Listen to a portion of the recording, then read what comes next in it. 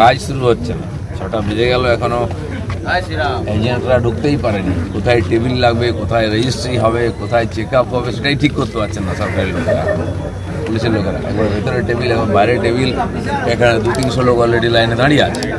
প্রায় 1500, 1200-1400 লোক ভেতরে যাবে, কখন যাবে এই সিস্টেমটা এখন হঠাৎ সিস্টেম চেঞ্জ হচ্ছে সকালবেলা, সেজন্য আমিও দাঁড়িয়ে আছি গেটে। আপনাদের সব এজেন্টরা সবাই হ্যাঁ সবাই আসছে, ছিল রাত্রে এখানে সব বাসে করে আসছে। তো এত দেরি করলে 700-1000টা বেজে যাবে দোকানে। সব মিলিয়ে কি আশা করছেন? আশা করার সব লোক ঠিক করে দিয়েছে কি হবে।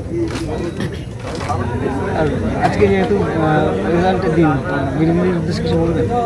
তার উদ্দেশ্যে বলার নেই, জনগণকে বলবো ধন্যবাদ। রেজাল্ট শেষ হোক, তারপর বাকি যাবো।